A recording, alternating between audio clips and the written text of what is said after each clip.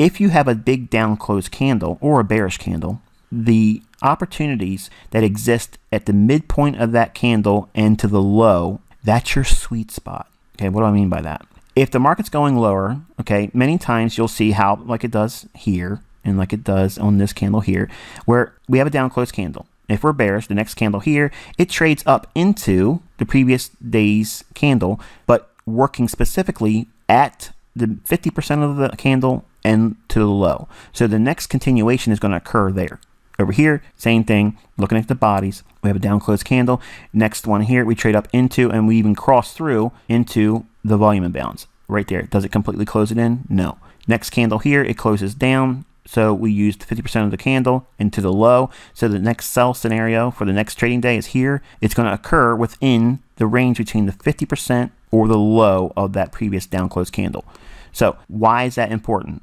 We have a down close candle, split it in half. From that range right here, I'm rough eyeballing it, okay, from this level here down to the low. So the next candle, if it opens, it can trade up, not to the 50% and higher. That's not an ideal scenario, but we want to see the sell scenario that would lead to lower prices form between the midpoint of the candle to the low. Okay, so in other words, what's happening is the algorithm knows the previous day's range, and it divides it in half, and that low on this candle to that midpoint of that candle, that's the operating range that the macro will work within.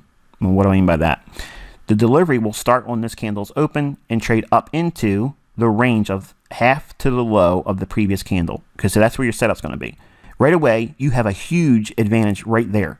When we drop down to lower time frames, I'm going to go right into a 15-minute time frame, and you'll see that this candle's low is the lower of the blue line, and then this candle here, right here, that will be a bearish order block that everybody's familiar with. Okay, so let's do that. Let's drop down. Remember all these levels here, and this little green line here, that's the 80 level, 91.80. All right, so here's the 15-minute time frame. We're focusing on the 31st of August, and the 5-minute fractal that I was showing is all of this, okay? All of this right here is a market maker sell model. So from here to here, down to here, that is a 5-minute ICT market maker sell model. We had price trading on the 31st. It starts right away higher, and it trades up into that first lower level, low, which is over here. That's that previous low, and in that higher blue line, I told you that would be a 15-minute bearish order block. Relative equal highs, so it's trading back up into that low here, and then stretching beyond, because it has to get above these levels here to take out that liquidity. What liquidity rests above that? Buy side liquidity. What does that mean? Buy stops. Anyone that's going short, that's trailed their stop loss, they feel comfortable with placing their buy stop here. As prices broke down, they think that this is where the logical level would be to put their protective stop loss. Last up close candle in this price swing, that opening price, okay, you're going to look at this figure right here. The opening price on that candle is 92.48. Price trades right up into that. What's the high of this candle? 92.48. It's absolutely to the pip. You cannot get any better than that. It trades up to that level and then starts to break down. That candle is your smart money reversal. Now you have to look for your low risk sell. Where does that occur? Well, as you see price going up, this is the curve. But every movement of price where it's down, in other words, the down close candles prior to the smart money reversal, where the curve changes from buy side to sell side, all the down close candles match that up with a move on the right side of the highest candle here. In other words, at the smart money reversal of the market maker sell model, to the right of this candle, everything that's a short has to match up with what was a down close candle on this side. So if I'm bearish, I'm looking for this pattern, okay? Wherever the original consolidation is, I'm selling with that in mind, and then I'll leave something on to capture any runners that would hopefully develop.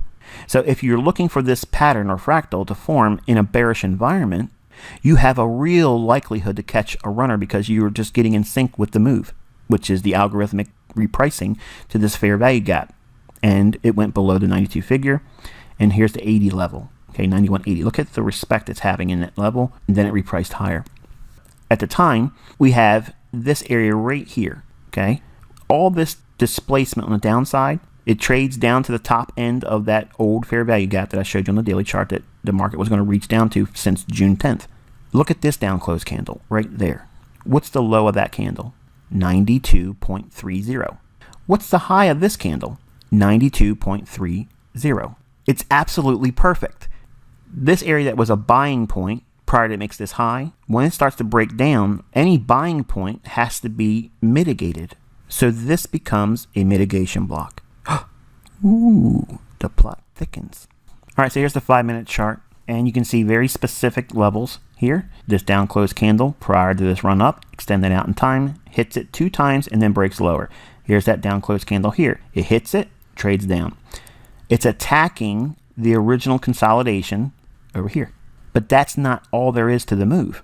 You have to submit to what it's likely to reach down to, which was, this was the top of that fair value gap, but it can drop lower. So if we get another selling opportunity, what would that look like? Well, we have buy side liquidity resting above these highs and bearish order block that's inside. In other words, this last up close candle overlaps with this mitigation block, and then you get this. Isn't that an optimal trade entry? Sure it is. Here's your 70.5, that's your sweet spot. Bam, hello, thank you, ma'am. And then starts to break lower.